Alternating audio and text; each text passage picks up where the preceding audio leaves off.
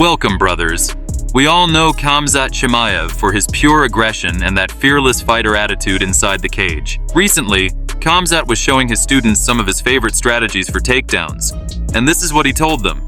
Never take down without punching. Sometimes I do, but it's better you don't do it. We're gonna work on takedowns today.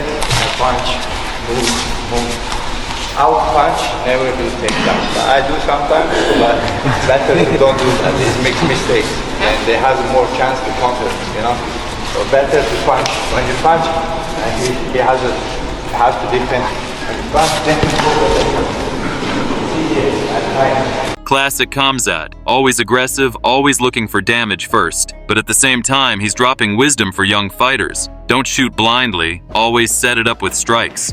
The biggest controversy right now is between Terence Crawford and Ilia Topuria. After Crawford's huge win, a reporter asked him about his entrance song, because that same song had also been used by UFC featherweight champion Ilia Topuria. And Crawford's response? Calm as ever. He said, it's good for him. I was curious about your entrance, how you came to choose that song in particular to walk out to. Well, you know, it was part of my outfit. The outfit was inspired by the movie Desperado. You know, as you see, I had the guitar and everything, and I got Mexicans and Latinos on my side as well. So, you know, it was a beautiful night tonight. Did you know Ilia Topuria walks out to that song in the UFC? You said what? Ilia Topuria walks out to that song in the UFC. Did he? Oh, good. Good for him. But things didn't end there. Ilia Topuria fired back with a bold tweet. He wrote, first he calls me drunk, then he walks out to my song. Crawford, whenever you want, I'll teach you how to dance that mariachi in the ring. And Canelo, I'll save you a round after him. Now the big question, will this stay just Twitter talk? Or could we actually see crossover fights happen? Should Ilia Topuria step into the boxing ring with Crawford? Or is this just hype for the fans? Our next story is once again about Terence Crawford. You know, after his massive win over Canelo, something truly respectful happened. Crawford gave Canelo's belts back. Later, Crawford revealed why he did it. He said, those are his titles. I got a ton of respect for Canelo. I wanted to be the one to give him back his belts. I didn't want my team to hand him back his belts. Well, you know, them is his titles. You know, it's all respect. You know, like I told everybody for you know, a long time. I'm like, man, me and Canelo, you know, I got a ton of respect for Canelo. You know, I'm a fan of Canelo. I've always been a fan of Canelo. And, you know, I wanted to be the one to give him back his belts. I didn't want my team to hand him back his belts. I wanted to be the one that give him back his belts. And this right here shows the real side of Terence Crawford. I've seen it on many occasions. He doesn't just fight like a champion.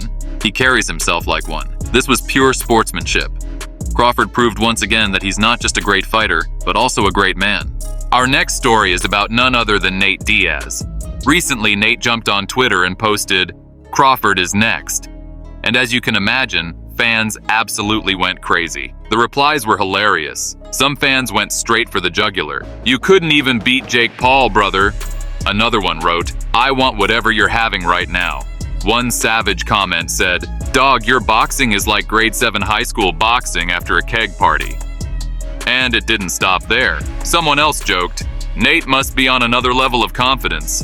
Another one laughed, that confidence is priceless. And my favorite, Nate just letting us know he's in his own world. But of course, not everyone was trolling. Some fans actually supported him, with one writing, setting the bar too high is better than setting it too low. F it. Dream big. What do you think? Should Nate Diaz really step in the ring with Terence Crawford? Or is this just Nate being Nate? UFC President Dana White was recently asked about a fantasy fight between Khabib Nurmagomedov and NBA superstar LeBron James.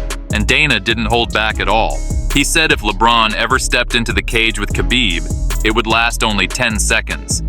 Dana's exact words were, he's gonna get him, and he's gonna strangle him, or rip his arm off. How long would each athlete last in the ring with prime Khabib? Draymond Green. Not long. I don't know. 10 seconds. LeBron James. 10 seconds. He's going to get him and he's going to strangle him or rip his arm off. I show speed. That's interesting because he is a very athletic, talented kid, but not long. Last one with Jake Paul. The difference between the Paul brothers is they have some wrestling and things like that, but I'll give Jake 25 seconds. That's better than LeBron. Jake actually fights, but it doesn't last long. That's classic Dana White right there. No sugarcoating, just brutal honesty. Now, of course, this is all just fantasy talk. LeBron is a beast on the basketball court, but in the octagon, against Khabib, forget about it. Khabib's wrestling and ground game would be way too much.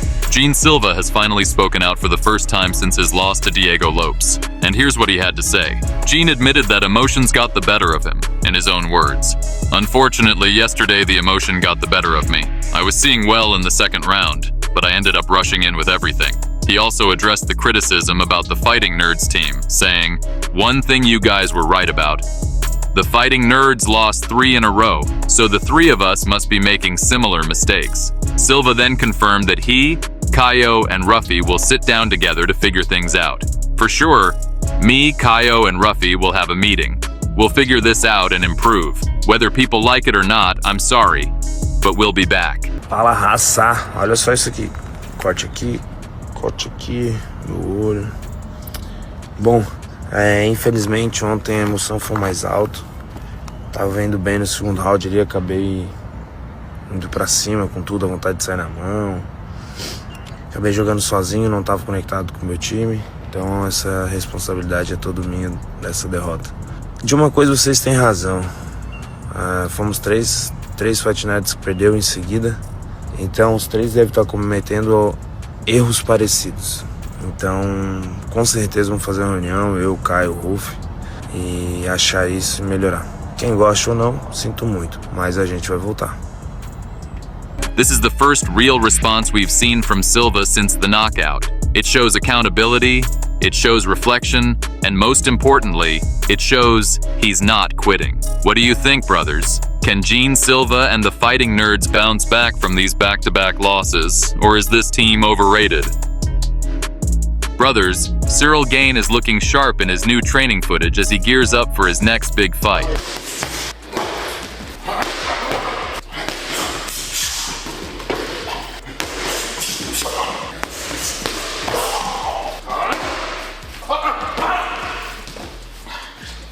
Je crois que c'est Volkov et Spivak qui ont pris mes meilleurs genoux. Mais moi là, je sens mon genou toucher derrière. Tu vois, on va un peu le délire, la sensation. The French heavyweight will step back into the octagon in Abu Dhabi on September 25th. From what we've seen, Gane looks focused, his movement is crisp, and his striking is as sharp as ever. Fans know his stand-up game is elite. But the big question remains, has he worked on those ground game weaknesses that cost him in the past?